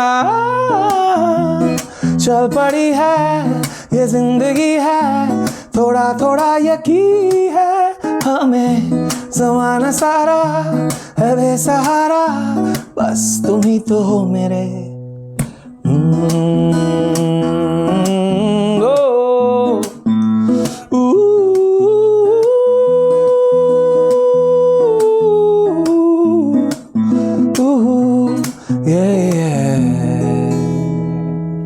গানটা একটা অন্য জগতে নিয়ে চলে গেল আমাকে অসাধারণ আচ্ছা তুমি এবার ওরা আসি ইয়েতে এই প্লেব্যাক সিঙ্গিং এ তো তুমি ফিল্ম প্লেব্যাকে কিভাবে এলে ফাইনালি সেটা যদি বলো আমার দর্শকদের জন্য স্পেসিফিক কোনো কাজ তো সেভাবে মনে নেই। তখন ওই যেমন বললাম অ্যাডভার্টাইজিং জিঙ্গলস রেকর্ড করছি, তখন basically I am looking for freelance work. তো যে কোনো রেকর্ডিং প্রজেক্টই হোক না কেন, সেটা অ্যাড হোক কি সেটা ফিল্ম হোক, ফিল্মে স্ক্র্যাচ হোক, সেগুলো সবই করছি আর কি। তার মধ্যে কোনোটা ফাইনালে থাকছে, কোনোটা থাকছে না। তো সেরমভাবে গাবুর সাথে আবার নতুন করে কোলাবোরেশনের মাধ্যমে এলার চার অধ্যায় মাঝে মাঝে তব গানটা আমি গাই। জনপ্রিয় হলো পরে, খুব জনপ্রিয় হয়েছে। এবং তার সাথে একটা জিনিস রিলেটেড আমরা নিয়ে তখন কথা বলছিলাম আর কি, যে জনপ্রিয় হয়েছে ঠিকই, কিন্তু যেটা হয় মানে ইউএসএতে যখন ট্যুর করতে গেছি তখন স্পেসিফিক্যালি বয়স্ক অনেকে আমাকে বলেছে, এই গানটা কি তুমি গেয়েছো? আমরা হ্যাঁ, এই গানটা আমিই গেয়েছি। ও, এই গানটা তো আমি দিনে 10 বার শুনি, কি ভালো লাগে। ও আচ্ছা, তুমি গেয়েছো, আমি জানতাম না। তো যেটা হয় আর কি, মানে এমন কত শিল্পী, তাদের কত গান আছে যেগুলো গানগুলো পপুলার, কিন্তু আর্টিস্টদের নামটা অনেকে জানে না। একদম ঠিক, সেইটাই। তো হ্যাঁ, তো যাই হোক, সেটা কিন্তু একটা অন্যরকম, মানে তুমি তো ফেম পেয়েছো গান গেয়ে, লোকে জানে সায়ক এই গানটা গেয়েছে, তুমি লক্ষ্মী ছাড়া লিড সিঙ্গার, তুমি ক্যাকটাসের লিড সিঙ্গার, জানে সায়ককে চেনে। কিন্তু যখন একটা অচেনা জায়গায় বা দূর দেশে কেউ বলল যে আচ্ছা এটা তো আমি 10 বার করে শুনি, কিন্তু তুমি গেয়েছো তো সেটা জানতাম না, এটা কিন্তু আরেক রকম মিক্সড ফিলিং আর কি। ভালোও লাগছে, আবার মনে হচ্ছে ইস, নামটা জানে না। তো যাই হোক, সেখান থেকে রবীন্দ্রসঙ্গীত নিয়ে এক্সপেরিমেন্ট করার আইডিয়াটা আমার আসে। প্লাস আমার মা বাবাও আমাকে সবসময় এনকারেজ করতে, তুই রবীন্দ্রসঙ্গীতটা গা, খুব ভালো লাগে তোর গলায়। তো সেইখান থেকে কনফিডেন্স পাওয়ার পর তারপর রেডিও মির্চি অ্যাওয়ার্ডসে নমিনেশনও পাই, সেটা 2013-তে। আনফর্চুনেটলি অ্যাওয়ার্ডটা পাই না, বাট তারপর থেকে রবীন্দ্রসঙ্গীত একদিকে, নিজের গান একদিকে, এবং ক্লাসিক্যাল মিউজিক দিয়ে পুরো জিনিসটাকে সাজানোর যে ইচ্ছেটা, সেটা আস্তে আস্তে আস্তে বাস্তবায়িত হতে শুরু করে আর কি। তো ছোট্ট করে মাঝে মাঝে তবটা গাই তাহলে, নাকি? একদম একদম, আমি ওটা শোনার জন্য হ্যাঁ, অধীর আগ্রহে। আসলে ওটা শোনাতে চাই এই কারণেই, কারণ তারপরে যে রবীন্দ্রসঙ্গীতগুলো গাই এবং যে কোনো কাভার সঙ্গই আমি করি, আমি একটু নিজের মতো করে করার চেষ্টা করি, হ্যাঁ, সেটা তো ইম্প্রোভাইজ করে। হ্যাঁ, যেহেতু তুমি ক্লাসিক্যাল বেসের মানে ঘরানাটা, তুমি রবীন্দ্রসঙ্গীত বা যে কোনো গান গাওয়ার সময় একটু নিজের মতো করে চেষ্টা করো। এবং এটা নিয়ে আমাকে শুনতেও হয়েছে কথা, যখন ওই বললাম ইউএস ট্যুরে গেছি, তখন আসলে কী হয়, রবীন্দ্রসঙ্গীত তো শুনে শুনে একই জিনিস কানে বসে যায় অনেকের, সেখানে আবার কোনো রকম ইম্প্রোভাইজেশন ট্রাই করলে, স্পেশালি বয়স্ক যারা ধরো 50+, যখন খুলে দেওয়া হলো তার আগে তো রেস্ট্রিকশনস ছিল, একদম স্বরলিপি মেনেই গাইতে হবে। আজকে অনেক অন্যরকম ভাবে গাওয়ার সুযোগ আছে, যদিও মূল সুরটা থেকে ডেভিয়েশন বেশি হলে ভালো লাগে না। কিন্তু যেমন ধরো আমি বলছি, ক্লাসিক্যাল মিউজিকে একটা রাগ, তার একটা বন্দিশ আছে, তার একটা ফিক্সড সুরই কিন্তু আছে। সেই সুরটা গেয়ে তারপরে সেটার ইম্প্রোভাইজেশন গাওয়া, আবার গোয়িং ব্যাক টু সেই ফিক্সড সুরটা, সেই স্বরলিপিটা, এটা হচ্ছে ক্লাসিক্যাল মিউজিকের মজা। তো সেই মজাটা আমি চেষ্টা করি মডার্ন মিউজিকেও আনার, যে আমি মূল গানটা গাইলাম, তারপরে সেটার সাথে ইম্প্রোভাইজেশন করলাম, যেমন বিস্তার হয়, সেটা করে আবার মূল গানে ফিরে গেলাম। শুনি তাহলে, চলো। মাঝে মাঝে তব দেখা পাই।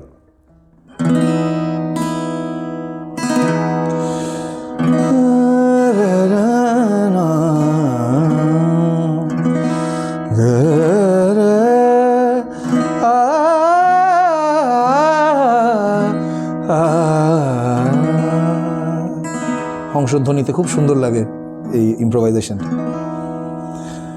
কি করিলে বলো পাইব তোমারে, রাখিব আখিতে আখিতে। কি করিলে বলো পাইব তোমারে, রাখিব আখিতে আখিতে। ওহে এত প্রেম আমি কোথা পাবো নাথ, এত প্রেম আমি কোথা পাবো নাথ, তোমারে হৃদয়ে রাখিতে আমার সাধ্য কি বা তোমারে। দয়া না করিলে কে পারে, তুমি আপনি না এলে কে পারে হৃদয়ে রাখিতে। মাঝে মাঝে তব দেখা পাই, চিরদিন কেন পাই না।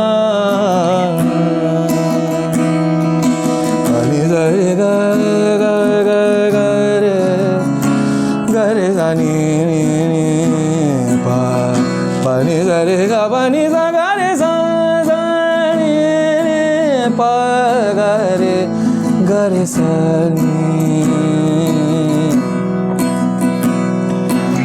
আর কারো পানে চাহিব না আমি করিব হে আমি প্রাণপণ আর কারো পানে চাহিব না আমি করিব হে আমি প্রাণপণ ওহে তুমি যদি বলো এখনই করিব তুমি যদি বলো এখনই করিব বিষয় বাসনা বিসর্জন দিব শ্রীচরণে বিষয় দিব তোমার লাগি বিষয় দিব অকাতরে বিষয় বাসনা বিসর্জন মাঝে মাঝে তব দেখা পাই চিরদিন কেন পাই না মাঝে মাঝে তব অসাধারণ অসাধারণ। তো তুমি প্লেব্যাক সিঙ্গিং এ আসার পরে ফিল্মের তোমার যাত্রাটা একটুখানি বলো। নিশ্চয়ই এরপরে যেটা একটা উল্লেখযোগ্য সেটা অনেকেই জানে না সেটা হচ্ছে চলো পাল্টাই বলে একটা সিনেমা হয় প্রসেনজিৎ ওয়াজ দ্য প্রোটাগনিস্ট একটা বাচ্চা ছেলের ক্রিকেটার হওয়ার স্বপ্ন নিয়ে অনুপমের মিউজিক অনুপম রায়ের মিউজিক সেখানে টাইটেল ট্র্যাকটা আমি গাই অবশ্য মানে সেটা অনেকেই শোনেনি আর কি তো পপুলার হয় একবার বল নেই তোর কেউ নেই হ্যাঁ হ্যাঁ তো ওই গানটা চলো পাল্টায় টাইটেল ট্র্যাকটা একটু শোনাচ্ছি ঠিক আছে খুব সুন্দর লেগেছিল আমার গানটা আমি তখন আমরা কিন্তু আজকে গানে ভেসে যাচ্ছি গায়কের কিটিতে এত এত গান আছে এবং বিভিন্ন ধরনের বিভিন্ন ঘরানার গান মানে অ্যাবসলিউটলি ভেসে যাচ্ছি আশা করি আপনারাও মানে গ্লুড হয়ে শুনছেন একদম আঠার মতো লেগে আছেন স্ক্রিনের সাথে চলি থ্যাংক ইউ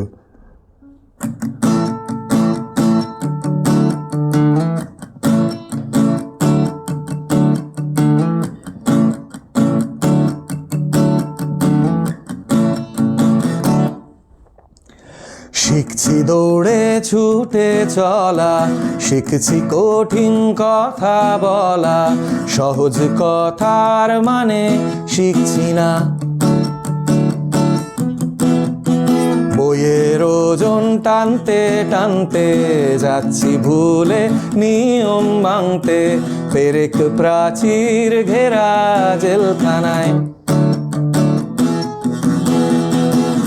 মুখ বেঁধে রাখলেও আমাদের গান থামবে না এখন অনেক হলো আর আটকাতে পারবে না মুখ লুকিয়ে থাকতে দেব না তাই চলো চলো চলো চলো পাল্টে যাই জং ধরা ওই মাথার ভেতর চিন্তাগুলো পাল্টে পেলে চাইছি আমার বুকের আগুন তোমার বুকেও ঠুক জ্বলে মুখ লুকিয়ে থাকতে দেব না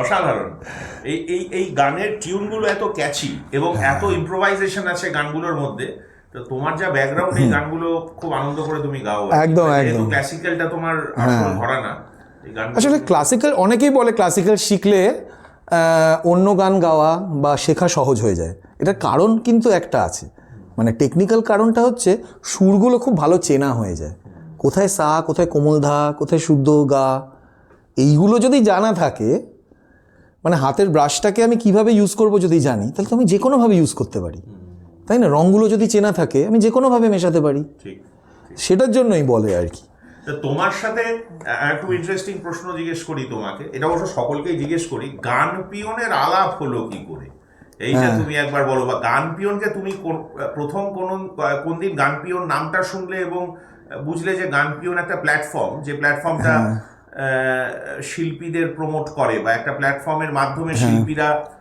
তারা নিজেদেরকে মেলে ধরতে পারে, সেটাই গান পিয়ন। এটা কিন্তু একদম সোশ্যাল মিডিয়া থেকেই, মানে আমি পডকাস্ট এমনিতে শুনতে খুব ভালোবাসি।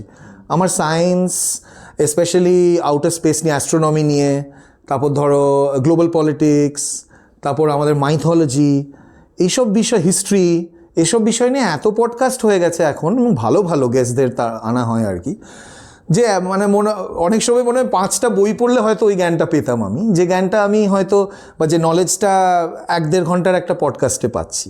তো আমি পডকাস্ট খুব ভালোবাসি, আমার প্লেলিস্টে আছেই। তো সেখান থেকে শুনতে শুনতে তো গাবুর পডকাস্টটা আমি শুনি আর কি প্রথম। আচ্ছা, গান পিয়ন এরকম একটা অর্গানাইজেশন যারা কিনা মৌলিক গান বাজনাকে প্রমোট করছে, এরকম তো খুব বেশি নেই শহরে। তো শুধু শহরে বলে নয়, সারা পৃথিবীতেই কম। তো সেইখান থেকে আমি পডকাস্টগুলো দেখতে, এপিসোডগুলো দেখতে শুরু করি, এবং এই যে ক্যান্ডিড ব্যাপারটা, এই যে আর্টিস্ট অ্যাকচুয়ালি কী করতে চায় সেটা জানাটা, রাদার দ্যান অডিয়েন্স কী শুনতে চায়, এই পার্সপেক্টিভটা আমার বেশ ইন্টারেস্টিং লাগলো। সেখান থেকেই আলাপ, তারপর তোমার সাথে কথা হলো, বিপ্রর সাথে কথা হলো, এবং তার জন্যই এটা পসিবল হলো। তো হ্যাটস অফ আর কি, মানে এটা চালিয়ে যাও, এটাই দরকার two create something, some sort of a movement, ঠিক, some sort of a renaissance, if we can call that. একদম। তো অ্যাকচুয়ালি গান পিয়নে আমরা যেভাবে স্ট্রাগল করে এগিয়ে চলেছি সেটা তুমি দেখেছো, তোমার সাথে একটু আগেও কথা বলছিলাম আর কি। তো গান পিয়নের জয় জয়কার হোক তোমাদের হাত ধরে, এটাও আমরা চাই। Absolutely, absolutely. জিনিস গান পিয়ন আমাদের এই প্ল্যাটফর্মটা ছড়িয়ে পড়ুক, এটাই আমরা চাই। আর তুমি আজকে এখানে আসাতে আমাদের খুবই ভালো লাগছে। এবার আমরা একটা র্যাপিড ফায়ার রাউন্ডে যাব, আচ্ছা, মানে একটু অন্য ধরনের, একটু মজার কিছু প্রশ্ন তোমাকে রাখবো, হ্যাঁ বা নাতে জবাব দেবে বা চুজ করবে দুজনের মধ্যে থেকে। আচ্ছা, তো মানে পলিটিক্যালি কারেক্ট হতে হবে এমন কোনো? না না, কোনো ব্যাপার নেই, পলিটিক্যালি কারেক্ট হওয়ার কোনো ব্যাপার নেই। তুমি চাইলে তুমি ধরো যেখানে একজনকে বেছে নিতে বলবো সেখানে দুজনকেই তুমি বেছে নিতে পারো, তুমি যদি মনে করো যে আমি দুজনের মধ্যে একজনকেও বাঁচতে পারছি না। ওই আর কি, ভীষণ সহজ প্রশ্ন এবং ভীষণ সহজ উত্তরও তার, ঠিক আছে? চলো দেখি। তোমার ইটারনাল ক্রাশ, আমি তোমাকে বুঝিয়ে দিই ব্যাপারটা, মানে ছোটবেলা থেকে কোনো মহিলার প্রতি তোমার ক্রাশ, আচ্ছা, যার কাছে হয়তো তুমি কোনোদিনও পৌঁছতে পারবে না। আমাকে জিজ্ঞেস করলে আমি ব্রুক শিলস বলতে পারি। তোমার ইটারনাল ক্রাশ এরকম কেউ আছে? যদি থাকে তাহলে সে কে? মনীষা কৈরালা। ও ও, লাভলি। এটা একটা সময় সকলেরই ছিল আর কি, মনীষা কৈরালা। হ্যাঁ, মানে হ্যাঁ, স্পেশালি দিলসেতে ওর রোলটা, মানে আগেরগুলো তো সবই ঠিক আছে, ওর যে ভার্সেটালিটিটা আর হাসিটা। Absolutely, absolutely. এই প্রশ্নের সূত্র ধরে তোমাকে জিজ্ঞেস করি, প্রথম যারা গান বাজনা করে খুব ছোটবেলা, 6, 7, 8, 9, তখন খুব একটা গান করবো, আমাকে সবাই দেখবে, এবং তার সাথে সাথে মনে হয় আমাকে একটা স্পেশাল চোখ যেন আমাকে একটু দেখে। হ্যাঁ, মেয়েরা হলে ছেলেদের আর ছেলেরা হলে মেয়েদের। তাই এরকম ছেলেবেলার প্রথম তোমার প্রেম বা এই ব্যাপারটা তুমি যদি একটু বলো দর্শকদের জন্য, তুমি প্রথম কবে প্রেমে পড়লে? এইটা আমার ক্ষেত্রে ইন্টারেস্টিং, তার কারণ হয় বলতে পারো ইন্টারেস্টিং বা একেবারেই নন ইন্টারেস্টিং, কারণ আমার জীবনে প্রেম একটি, প্রথম প্রেমই আমার একমাত্র প্রেম এখনো অবধি। সেটা তাকেই বিবাহ করেছো? এক্স্যাক্টলি, অসাধারণ, এক্স্যাক্টলি। আমার বউ Debjani, we fell in love in class 9-এর শেষের দিকে। আচ্ছা, same school, future foundation.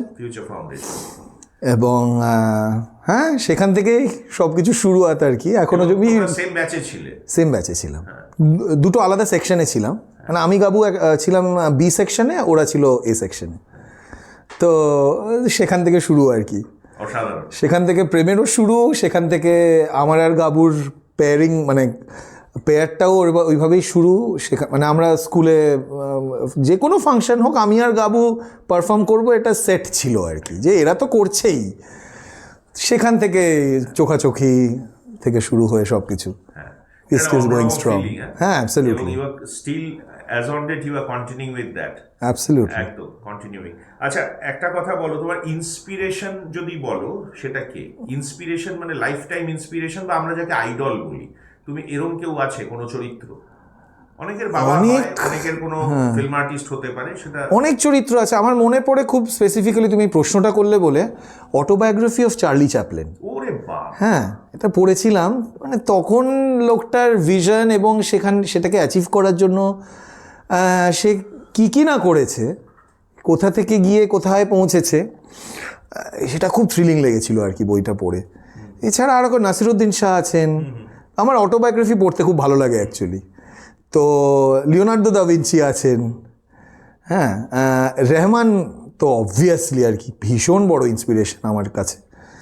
Hariharan আমার কাছে খুব বড় ইন্সপিরেশন, ওনার যে ওই ভার্সেটালিটিটা। ইনফ্যাক্ট শঙ্কর মহাদেবন, ওনাদের কাছে অ্যাকচুয়ালি আমার সব থেকে ভালো কোয়ালিটি যেটা লাগে সেটা হচ্ছে কোনো মিউজিক জনরা, তাদের নামটা আলাদা হলেও তারা অ্যাকচুয়ালি যে একই গাছের ব্রাঞ্চ, হ্যাঁ, কারণ নোটস তো একই, রাইট? সেগুলোকে দিয়ে তুমি কীরকম স্টাইলে ছবি আঁকছো সেটা তোমার স্টাইল, সেটাকে তুমি একটা নাম দিচ্ছ যাতে ক্যাটাগরাইজ করতে সুবিধা হয়। কিন্তু আসলে তো ব্যাপারটা সবই হচ্ছে ওই 7টা সুর থেকে কি 12টা সেমিটোন থেকে। তো সেই ব্যাপারটা আমার খুব ভালো লাগে যে এরা ওই ওয়ালগুলোকে ভেঙে দেয় যখন পারফর্ম করে বা যখন রেকর্ড করে। তো এরা আমার আর কি সব থেকে বড় ইন্সপিরেশন। বই পড়ো? ভীষণ ভীষণ ভালোবাসি। তোমাকে যদি একটা বই বেছে নিতে বলা হয় যেটা তোমার জীবনের মোড় ঘুরিয়ে দিয়েছে, বা তুমি বারবার সেই বইটা পড়তে চাইবে, তুমি কোন বইয়ের কথা বলবে? বাংলা হতে পারে, ইংরেজি হতে পারে, হোয়াট এভার, হিন্দি হতে পারে, উর্দু হতে পারে। আমার কিশোর সাহিত্য পড়তে খুব ভালো লাগে। হ্যাঁ, সেই এখন আনন্দমেলা পড়ি। হ্যাঁ, সেই কারণে চাঁদের পাহাড় এমন একটা বই যেটা কখনোই পুরনো হয় না। হ্যাঁ, বা ধরো মনে খুব দাগ কেটেছিল আয়ন র্যান্ডের বইটা দ্য ফাউন্টেন হেড। ওটা পড়ে মানে আমার মাথা ঘুরে গেছিল, মানে ওয়াও আর কি, মানে কত কিছু রিয়েলাইজ করা যায় ওইসব বই পড়ে। আর কি আছে, আপাতত এই দুটোই মাথায় আসছে। ঠিক আছে।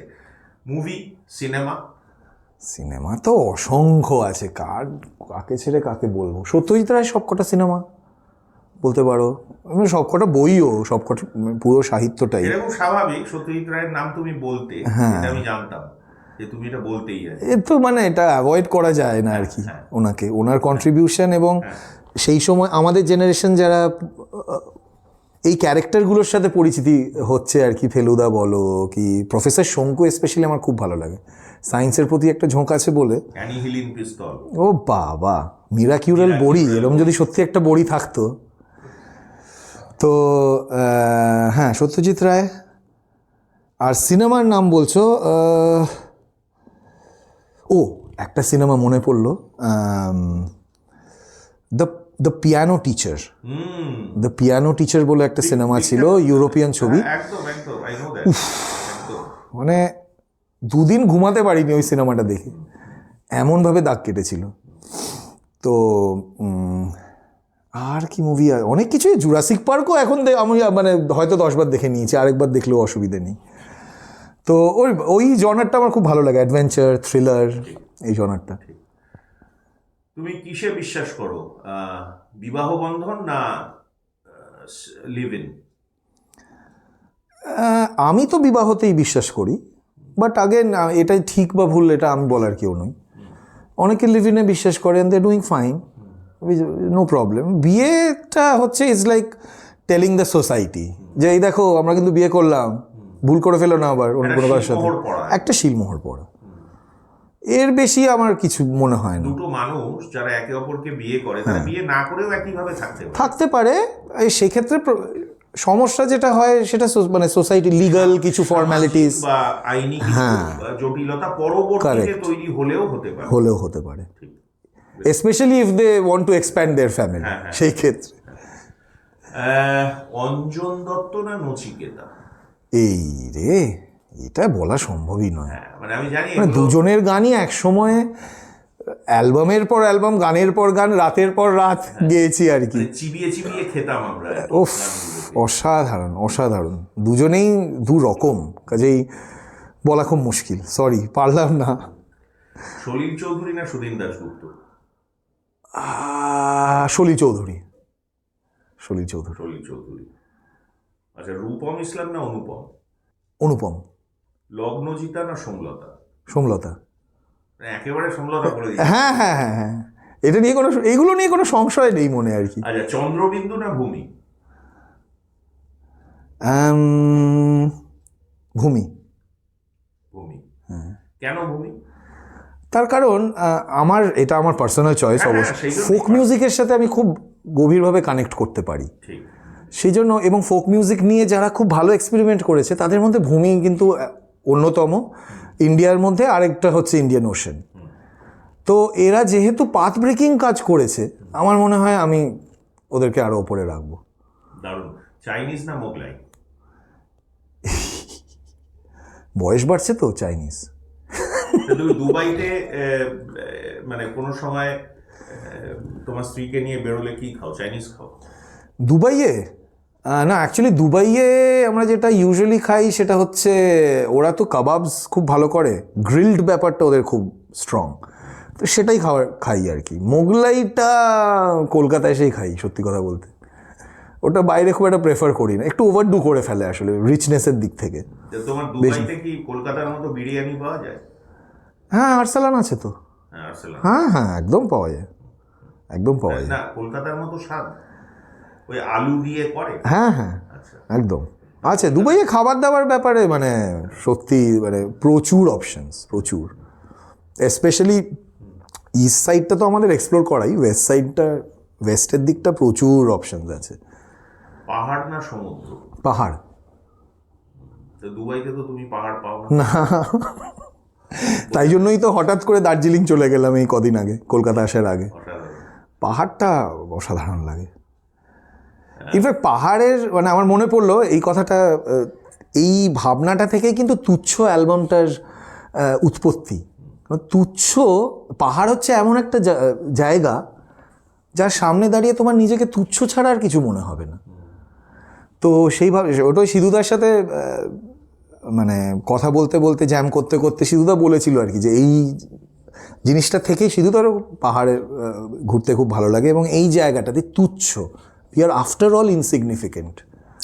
নেচারের কাছে আমরা ইনসিগনিফিকেন্ট। আমরা কদিন আছি, নেচার থেকে যাবে, আমরা ভ্যানিশ হয়ে যাব। হাজার হাজার বছর ধরে নেচার একইভাবে থাকবে। Nature finds a way. এই যে এত পলিউশন, এত গ্লোবাল ওয়ার্মিং, এই সেই, ইন আ ম্যাটার অফ মানে নেচারের কাছে এটা কিছুই না, একদিনে রিফ্রেশ করে দিতে পারে সব। একদম। ফুটবল না ক্রিকেট? ক্রিকেট। ক্রিকেট। ক্রিকেট। প্রিয় ক্রিকেটার? প্রিয় ক্রিকেটার সচিন তেন্ডুলকর তো ডেফিনেটলি। তাছাড়া যেহেতু আমি বোলিং ভালোবাসি সেহেতু কার নাম বলবো, ওয়াসিম আকরাম খুব ফেভারিট আমার। ওইটুকু রান আপ নিয়ে যে ওই স্পিড এবং সুইং জেনারেট করা যায়, এটা আর কাউকে করতে দেখিনি। ফিকশন না non fiction? Fiction. Non fiction মাঝে মধ্যে ভালো লাগে, তবে ফিকশনটা প্রেফার করি। সত্যজিৎ রায় না মৃণাল সেন? সত্যজিৎ রায়। তোমার সব থেকে প্রিয় মুভি কোনটা সত্যজিৎ রায়? বা তুমি বইও বলতে পারো। আগন্তুক। আগন্তুক, হ্যাঁ, অসাধারণ না? আগন্তুক, এবং এখন আরো বেশি কারণ আমার মেয়ে বড় হচ্ছে। হ্যাঁ, তো ওর খুব ভালো লেগেছে, ও গল্পটা বারবার শুনতে চায়, আমার পড়তেও ভালো লাগে। আমি আমার মেয়েকে খুব গল্প পড়ে দিই আর কি। ওই থেকে ওর বাংলা শেখাটা আরও আস্তে আস্তে আস্তে ভালো হচ্ছে, কারণ প্রবাসে থেকেই আমি দেখেছি অনেকেই বাংলাটা বলায় না বাচ্চাদের দিয়ে, যেটা খুব করা উচিত। তো সেটা এবং অডিও স্টোরি শোনাটা কি ভালো যে অভ্যেস, মানে আমি তো, আমার মেয়ে রাত্রিবেলা শোয়ার আগে একটা গল্প না শুনে ঘুমাতে যেতে পারে না, বাংলা গল্পই হতে হবে আর কি। তো আমরা এবার তোমার দুবাইয়ের অভিজ্ঞতা একটু শুনি। তুমি তো এখন টিচিং প্রফেশনে, তুমি যেরকম তোমার মৌলিক গানগুলো করছো, আমি আরো দু একটা মৌলিক গান তোমার শুনবো কিন্তু। নিশ্চয়ই নিশ্চয়ই। ইনফ্যাক্ট আজকে সন্ধ্যেবেলায় আমি যে শোটা করছি, হ্যাঁ, সেটা সব মৌলিক গানেরই পারফরম্যান্স। ইনফ্যাক্ট আজকে হচ্ছে 21 তারিখ না, আজকে 21শে ডিসেম্বর। আজকে সায়কের কিন্তু স্কিনি মোতে সন্ধ্যে 8টা থেকে একটা শো আছে, একক শো। তো আমরা যবে এটা ব্রডকাস্ট করব, এইটা সেদিনকে হয়তো আরো 2 মাস বাদে হয়তো এটা অন এয়ার হবে এই প্রোগ্রামটা। কিন্তু জাস্ট আমি বললাম, সায়ক কিন্তু দুবাই থেকে এসেছে, এখানেও 2-3টে শো এখন করবে ডিসেম্বর মাসে, তার মধ্যে আজকে সন্ধ্যাবেলায় আছে স্কিনি মোতে। তো থ্যাংক ইউ বলার জন্য, কারণ এটা তো ব্রডকাস্ট যবে হবে তবে শোটা শেষ হয়ে যাবে, বাট পরবর্তীকালে যখন কলকাতা আসবো আমি এগুলো করবই, একদম। এই একক শোগুলো। একদম তো যারা শুনছেন তারা ডেফিনেটলি কলকাতায় থাকলে আসবেন। একদম। তো তুমি এবার একটু অভিজ্ঞতার কথা বলো, তুমি যে দুবাইতে গান শেখাও, তুমি স্কুলে, আমি যতটা International স্কুলে, হ্যাঁ। ইন্টারন্যাশনাল স্কুলে তুমি ওখানে গান শেখাও, তো তোমার গানটা শেখানোর পদ্ধতি কি এবং ছেলেমেয়েরা কতটা উদ্গ্রীব হয়ে তোমার কাছে গান শিখতে চায়, এটা যদি আমাকে একটু বলো। এটা খুব ইন্টারেস্টিং। এটা বম্বেতে স্টার্ট হয়েছিল when I first got my teaching job, by অ্যাক্সিডেন্টই হয়েছিল এটা। একজন সাজেস্ট করেছিল যে, মানে আমি তার বাড়িতে গিয়েছিলাম, ও খুব ভালো গিটার বাজায়, তো আমি বম্বেতে যখন শোজ করতাম তখন আমার গিটারিস্টের প্রয়োজন ছিল, ওর বাড়ি গিয়েছিলাম কথা বলতে, বললাম হ্যাঁ ঠিক আছে বাজাবো, কিন্তু তুই যদি কি অ্যাভেলেবেল আছিস, আমাদের স্কুলে একটা ভ্যাকেন্সি আছে, ইউ ওয়ান্ট টু ট্রাই। আমি বললাম দেখ আমি কোনোদিন করিনি টিচিং, আমি অত কথা বলি না, কম কথা বলি, আমি কি পারবো? বললো ট্রাই করেই দেখ। তো যাক, ঘটনাচক্রে আই গট দ্য জব, এবং তারপর থেকে এখনও I have stuck to that profession primarily because of the curriculum that I teach. কারিকুলামটার নাম হচ্ছে আইবি, মানে ইন্টারন্যাশনাল ব্যাকলরিয়েট। আর এটার আমার বিশেষত্ব যেটা হচ্ছে অন্য কারিকুলামগুলোর থেকে, সেটা হচ্ছে এখানে কিন্তু কোনো স্পেসিফিক ইনস্ট্রুমেন্ট বা কোনো স্পেসিফিক মিউজিক থিওরি বা কোনো স্পেসিফিক লেভেল, এই ধরনের কোনো ডিমার্কেশন বা ক্লাসিফিকেশন নেই। এই কারিকুলামটা উইল মেক ইউ বা make any student become a music creator who can make original songs, produce them and release them, যেটার আজকে খুব প্রয়োজন, because everyone is a content creator, তাই তো? তো সেই জায়গা থেকে আমার খুব ইন্টারেস্টিং মনে হয়েছে কারিকুলামটা আর কি। তো সেখানে ধরো আমি মিউজিক থিওরির একটা ক্লাস নিচ্ছি, কর্ডস কীভাবে তৈরি হয়, সেখানে আমি একটা গানকে বেছে নিলাম, ধরো লেটস সে বোহেমিয়ান র্যাপসডি, ঠিক আছে? এবার অবভিয়াসলি এটা এমন একটা নাম বলে ফেললে আমার চোখ দুটো জলজল করে। তো সেটা ধরো অবভিয়াসলি ক্লাস 11-12 একটু অ্যাডভান্স যারা হারমোনি বোঝে তাদের। তো সেখানে সেই গানটাকে আমরা ব্রেকডাউন করছি, ওদেরকে গানটা তোলাচ্ছি, learn the parts and tell me why it sounds the way it does. So it's like back tracking. It's not যে আমি তোমায় আগে কর্ডসটা শিখিয়ে তারপর চারটে বললাম আচ্ছা এই নোটটা পড়ো, এই নোটেশনটা পড়ো, এই গানটা বাজাও। It's you learn the theory and learn to apply it in a real world context. যে তুমি কোনো দিন যদি কম্পোজার হও কোনো ফিল্ম প্রোডাকশন স্টুডিওতে, তোমার যেন আইডিয়াসের অভাব না হয় আর তোমার যেন টেকনিক্যাল নো হাউয়ের অভাব না হয়। So it's a very real world kind of curriculum. তো তো আমি ছাত্রছাত্রীরা এগুলো মানে খুব সঠিক স্পিরিটে পারসিভ করে। অ্যাবসলিউটলি, কারণ ওই যে গানটা তুললো, এবার ওরা স্কুলে পারফর্ম করলো, সেই এক্সপিরিয়েন্সটা থেকে ওরা নিজেদের একটা গান বানালো which is in that genre, but it sounds different because it's a different song. সেই জনারটা ওরা শিখলো। তারপর ধরো জ্যাজ শেখাচ্ছি বা ধরো হিপ হপ শেখাচ্ছি, সেটার ইউনিক ক্যারেক্টারিস্টিক্সগুলো কী তুমি শুনে, স্টুডেন্ট আমায় শুনে বলবে, আমি বলে দেবো না যে এই দেখো এই হলো ইউনিক ক্যারেক্টারিস্টিক, তুমি মুখস্থ করে এসো, কালকে তোমার পরীক্ষা আছে, ঠিক না হলে তুমি মিউজিশিয়ান হতে পারবে না, একদমই নয়। স্টুডেন্টই আমাকে রিসার্চ করে বলবে যে sir I have found out this characteristics, do you think this is okay? আমি জিজ্ঞেস করবো do you think it's okay? Why don't you make a song and apply those characteristics that you found and tell me whether it's hip hop or not? Correct. So it's a more inquiry based curriculum. অসাধারণ। তো inquiry মানে আমাদের মনে প্রশ্ন যেগুলো জাগছে সেগুলোকে আমরা আনসার করতে থাকছি in a step by step procedure, which I feel is life. মানে আমার মানে যদি কোনো প্রশ্নই না থাকে তাহলে কি আমি সত্যি শিক্ষা পাবো, সে যত বড় কলেজই হোক না কেন? মানে একটা গান কিভাবে তৈরি হয় সেই জিনিসটা তারা মানে তারা হাতে নাতে শিখছে, তার যে প্রিন্সিপালটা, সেই প্রিন্সিপালটা তারা শিখছে। হ্যাঁ, অসাধারণ। এই মানে কারিকুলামটা একটু অন্য ধরনের। So when they come out, গান শেখানো নয়, মানে না তৈরি হয়, একটা গানের আগা মাথা কিভাবে আসে, একদম। এই এন্টায়ার ব্যাপারটা কিভাবে ওই আইডিয়াটা ক্রিয়েট হলো, যে সেই আর্টিস্ট আরো 10টা গান শুনে কিন্তু ওই গানটা বানিয়েছে। ঠিক এই গল্পগুলো আমি ওদের বলি আর কি। ঠিক ঠিক তখন ওরা আরে তাহলে তো আমিও বানাতে পারি, ঠিক ঠিক ঠিক। তো ওই জিনিসটা। তো তোমার একটা মৌলিক গান শুনি, অ্যাবসলিউটলি। অনেকক্ষণ ধরে কথা বলছি, হ্যাঁ, নিশ্চয়ই নিশ্চয়ই। একটা মৌলিক গান। আমার সাত মাত্রাটা খুব পছন্দ। সাত মাত্রার গান করা একটু ডিফিকাল্ট, বাট করতে পারলে খুব সুন্দর লাগে। তো সেরকম একটা গান আমি গাইছি, এটা টি সিরিজ থেকে রিলিজ হয়েছিল 2017-এ, টি সিরিজ বাংলা থেকে। তোমার লেখা, তোমার সুর? না, লেখা হচ্ছে যশ চক্রবর্তী। আচ্ছা। যশ চক্রবর্তী আমার একজন ওয়েলউইশার, উনি ইউএসএতে থাকেন। আচ্ছা উনি আগে রিপোর্টার ছিলেন আর কি। আচ্ছা। তো ওনার লেখা আমার খুব পছন্দ, আর যশদার আমার গানও খুব পছন্দ। তো আমরা ফার্স্ট কোল্যাব করি, উনি গান লিখলেন, আমি সুর দিলাম, গাইলাম। আর এই গানটা আমি ডুয়েট করেছিলাম উজ্জয়িনীর সাথে। আচ্ছা। তো এখানে একটা ফিমেল ভয়েসের প্রয়োজন ছিল, তো উজ্জয়িনী গেয়েছিল, অসাধারণ গেয়েছিল। ওই গানটা গাইছি। এই গানটার নাম হচ্ছে আঁকি বুকি।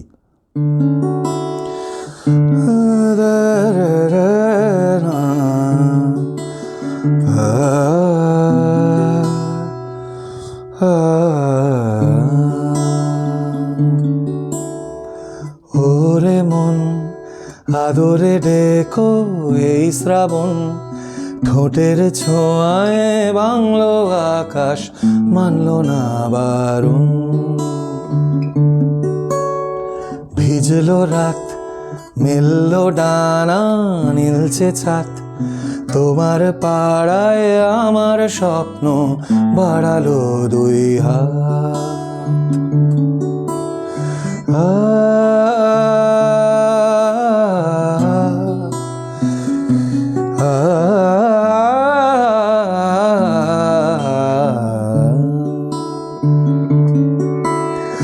মন জুড়ে একলা ভিড়ে রেলিং বাঁক, তোমার আমার দোসর ছবি আঙুল ছুঁয়ে থাক।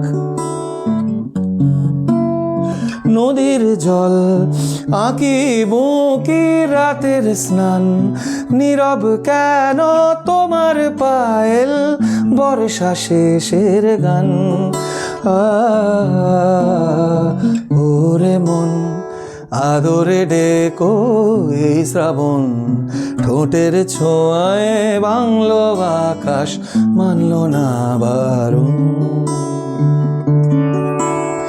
ঘুম জাগা চোখে ঝড়েতে মন ভিজে কেন আসে না, বুক দুরু দুরু দূরবীনে রাত চুপি কেন ডাকে না। ঘুম ভাঙা চোখে ঝড়েতে মন ভিজে কেন আসে না, বুক দুরু দুরু দূরবীনে রাত চুপি কেন ডাকে না।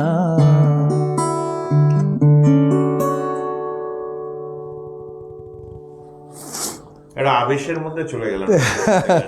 অসাধারণ। আজকে আমরা আমাদের পডকাস্টের প্রায় শেষ পর্যায়ে চলে এসেছি। এতক্ষণ ধরে সায়ক আমাদের অনেক সুন্দর সুন্দর গান শুনিয়েছে। ওর এই যে প্রফেশনাল জার্নি, এর মধ্যে বিভিন্ন সময় বিভিন্ন ধরনের গান করেছে, সেগুলো আমরা শুনলাম। তো সায়ক, তোমাকে যাওয়ার আগে, আজকের পডকাস্ট অনুষ্ঠান থেকে বিদায় নেওয়ার আগে একটা প্রশ্ন করি, যে আজকের দিনের আমাদের যে ছোট ছোট ভাই বোনেরা যারা উঠতি শিল্পী, যারা সঙ্গীত সাধনা করছেন, যারা সঙ্গীতকে প্রফেশন হিসেবে নিতে চাইছেন, বা মিউজিশিয়ানসরা যারা মিউজিককে প্রফেশন হিসেবে নিতে চাইছেন, তোমার তাদের জন্য কি অ্যাডভাইস থাকবে? তারা কিভাবে এগোলে তারা প্রতিষ্ঠিত হতে পারবে, তুমি যদি একটু বলো। এই রে মুশকিলের প্রশ্ন করলে। প্রতিষ্ঠিত কিভাবে হতে পারবে আমি নিজেও জানি না, কারণ আমিও চেষ্টা করে যাচ্ছি। বাট আমার মনে হয় মেবি দুটো জিনিস। এক হচ্ছে মানে পথটা তো কেউ ডিসাইড করতে পারে না, বাট আমি কি পেতে চাই বা কাকে আমার সামনে কোনো ইন্সপিরেশন, কোনো আইডলকে সামনে রেখে আমি সেই জায়গাটা রিচ করতে চাই, সেটা is very important to be clear in your head. মানে আমি কোন জায়গায় পৌঁছতে চাইছি সেই জায়গাটাকে আগে আমাকে ডিটারমাইন করতে। হ্যাঁ, কিভাবে পৌঁছবো এটা তো কারোর হাতে নেই, এটা জানাও নেই, এটার কোনো স্টেপ ওয়াইজ ইনস্ট্রাকশনও হয়তো কেউ দিতে পারবে না কোনো দিন।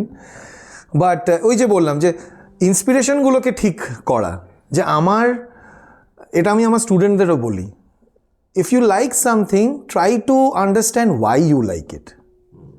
এবং এটা রিটেন এক্সারসাইজেসও আছে আচ্ছা টু ফাইন্ড আউট এক্স্যাক্টলি যে তুমি একটা জিনিস কেন ভালোবাসো বা একজনের গান তোমার কেন ভালো লাগে। ঠিক এই জিনিসগুলো ডিসকভার করতে করতে কিন্তু ইউ অ্যাকচুয়ালি আস্তে আস্তে গ্র্যাজুয়ালি ফাইন্ড ইয়োর ওয়ে, যে ও আমার তো এটা ভাল লাগছে জাস্ট এমনি, অন্যদের ভাল লাগছে বলে, আমার নিজের আসলে অতটা ভালো লাগেনি, মেবি ইট ইজ ট্রেন্ডিং তাই ভাল লাগছে। তো এই ট্রেন্ডিংয়ের জিনিস ক্ষণস্থায়ী। তো সেই জন্য ফর্মাল ট্রেনিংটা ইম্পর্ট্যান্ট। হ্যাঁ formal যে কারণে আমি আমার ক্যারিয়ারের একদম শুরুতেই যে ডিসিশনটা নিয়েছিলাম যে না আমায় শিখতে হবে, তার জন্য হয়তো আমি আমার ব্যান্ডমেটদের দুঃখ দিয়েছি, তারপর আমি ক্ষমাও চেয়ে নিয়েছি তাদের কাছে যে ভাই এটা তো আমার রাস্তা, আমি এই রাস্তাটায় চলবো, তোদের সাথে আমি আর চলতে পারছি না এই কারণে, তো আমায় ক্ষমা করে দিস। তো তখন যে আমার বিরাট ফোকাস ছিল আমি প্রফেশনালি মিউজিক নেব তা নয়, কিন্তু যেটা শিখছি সেটা মন দিয়ে অ্যাটলিস্ট শিখি যতটুকু পারি। তো সেই জিনিসটা ইনস্ট্রুমেন্টালিস্ট হোক, গায়ক হোক, গায়িকা হোক, তাদের ক্ষেত্রে সবার ক্ষেত্রেই প্রযোজ্য, যে এটুকু বুঝতে পারে যে আমার স্ট্রেংথটা কি আর আমি কার মতো হতে চাই, ঠিক সেইটা। আর সেকেন্ডটা হচ্ছে যে এই যে যেটা বললাম যে আমার মাথায় একটা আইডিয়া এলো যেটা এখন খুব রেলিভেন্ট হয়ে গেছে অ্যাজ এ ক্রিয়েটার, যে পুরো প্রসেসটা জানাটা।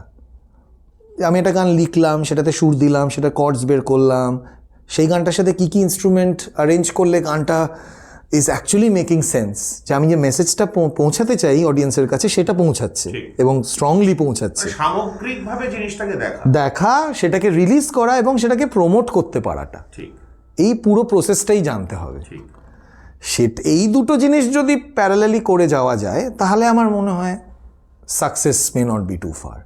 ঠিক। তুমি গান পিয়নের জন্য যদি দু কথা বলো, গান পিয়ন কি কাজ করে তুমি জানো, এতদিনে জেনে গেছো, তো তোমার কি মনে হয় যে গান পিয়ন আরো ভালো করতে পারে, আরো এগিয়ে যেতে পারে, বা এই ধরনের আরো কাজ করলে গান পিয়নের আরো সুনাম হবে বা মানুষ জানবে চিনবে গান পিয়নকে আরো ভালোভাবে?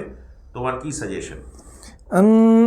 গান পিয়ন যেটা করছে খুব ভালো কাজ এবং সেটা চলতে থাকুক, তবে তার সাথে যদি কিছু লাইভ কনসার্ট কিউরেশন, মানে আলটিমেটলি তো লাইভ শোয়ের রেলিভেন্সটা হচ্ছে লাইভ শো মানে একটা ম্যাজিক, একটা এক্সপিরিয়েন্স যেটার কোনো রেপ্লিকেশন হয় না, এবং অরিজিনাল গানটা যে লিখছে সেটার একটা প্র্যাকটিক্যাল রূপ মানে কি বলবো, রূপ হচ্ছে যে লাইভ কনসার্টে সেটাকে পারফর্ম করতে পারাটা। তো সেরকম কিছু কনসার্টস যদি maybe with tying up with someone, collaborating with some bigger label who can sponsor this বা মেক দিস হ্যাপেন বা ফ্যাসিলিটেট দিস, সেরকম কিছু যদি করা যায় আমার মনে হয় this will slowly start taking shape as a movement, যেটা তোমরা অলরেডি করছো, বাট ওটাকে যদি আরও এক্সপ্যান্ড করতে হয় বা স্কেল আপ করতে হয়, আমার মনে হয় এই live concert is something that will never, যেটা এআই কোনো দিন রিপ্লেস করতে পারবে না। ঠিক ঠিক। তো সেই এক্সপিরিয়েন্সটা যদি গান পিয়ন এই মৌলিক আর্টিস্টদের দিতে পারে, যে সব ধরো 3 জন মৌলিক আর্টিস্ট একসাথে পারফর্ম করছে একটা স্টেজে, maybe for 1 hour, that's okay, maybe পুরো সেট লিস্ট নয়, বাট 15-20 মিনিট করে নিজেদের গান গাইছে কোথাও একটা, বিশাল বড় কোথাও নয়, but somewhere which is aesthetically pleasing, সেরকম কোনো জায়গায় এটা আস্তে আস্তে আস্তে হয়তো 6 মাসে 3 বার হলো, 4 বার হলো, যেরকম ধরো মানে আমি বলছি যখন রেনেসাঁস হয়েছিল ইউরোপে, ওটা তো আড্ডার মাধ্যম থেকেই শুরু হয়েছিল অ্যাকচুয়ালি, যে একজন সায়েন্টিস্ট আড্ডা মারছে একজন অ্যাস্ট্রোনমারের সাথে, সেখানে একজন ফিজিসিস্টও আছেন, সেখানে একজন আর্টিস্টও আছে, সবাই নিজেদের প্রবলেমের কথা ডিসকাস করছে, সেখান থেকে সলিউশন বেরোচ্ছে। তো সেই মিটিং প্লেসটা যদি গান পিয়ন দিতে পারে আমার মনে হয় অসাধারণ, এটা একটা অসাধারণ সাজেশন যেটা আমরা অবশ্যই মাথায় রাখবো। আমাদের প্রোগ্রামের একদম শেষে আমরা এবার প্রোগ্রাম শেষ করতে হয়, অনেকক্ষণ ধরে আমরা বকবক করছি আর কি। তোমার কি মনে হয় আজকের দিনে দাঁড়িয়ে তোমার যা পাওয়ার ছিল সবটা পেয়ে গিয়েছো? না, একেবারেই না। আরো অনেক কিছু করার কি বাকি রয়ে গেল এখনো? অ্যাবসলিউটলি, এই যে তুমি কথাটা বললে গানটা মনে পড়েই গেল আর কি, মানে এই গানটাই হচ্ছে মূল মন্ত্র হওয়া উচিত যে কোনো আর্টিস্টের এবং যে কোনো মানুষের, আমার মনে হয় কত কি করার আছে বাকি। অসাধারণ এই কারণ মানে আমি এটা শুনলে পাগল হয়ে যাই, কারণ এই গানের সাথে বোধহয় আমরা সকলেই রিলেট করতে পারি নিজেদের। Absolutely. প্রত্যেকটা শব্দ, প্রত্যেকটা লাইন আমরা রিলেট করতে পারি নিজের জীবনের সাথে, কত কি অ্যাবসলিউটলি। করার আছে বাকি। এবং জীবনে যে রিফ্লেকশন ব্যাপারটা হ্যাঁ কতটা ইম্পর্টেন্ট, হ্যাঁ যে ঠিক তুমি যাই হয়ে যাও বাবা, যা খুশি করে নিয়েছো, অনেক টাকা করেছো, অনেক সাকসেসফুল হয়েছো, আলটিমেটলি আয়নার দিকে তাকিয়ে তোমার নিজের কি মনে হয়, তুমি যদি নিজেকে নিজে জাজ করো। ঠিক আছে, তাহলে আমরা এই গানটা শুনতে শুনতে আজকে আপনাদের থেকে বিদায় নিচ্ছি। সায়ককে অনেক ধন্যবাদ আমাদের এই পডকাস্টে আসার জন্যে, এবং আপনারাও অপেক্ষায় থাকবেন এর পরে কে আসে সেটা দেখার জন্য পরের পডকাস্টে।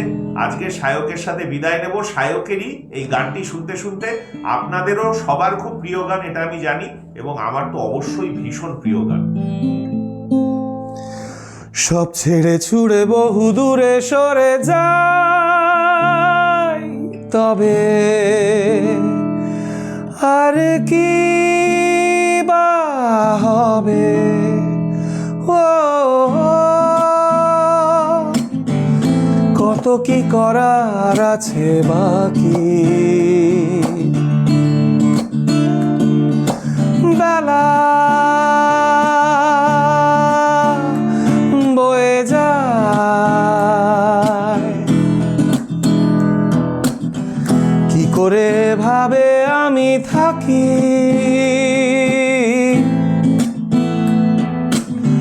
ভেবে ভেবে সারাদিন কাটে, বলো কি উপায়, তোমারও কি এরকম ঘটে,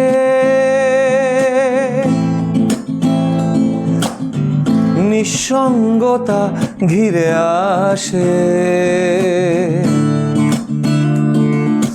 কঠিন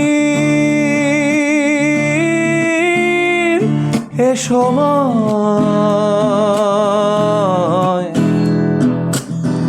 তোমারও কি কেউ নেই পাশে,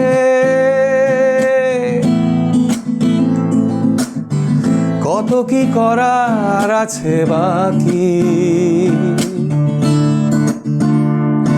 ঠিকই যে চাই খুঁজে বেড়াই, কুল কিনারা ভেবে না পাই কি করি, বলো না হুতাশ গেল না, ও সব ছেড়ে ছুড়ে বহু দূরে সরে যাই, তবে আর কি বা হবে, ও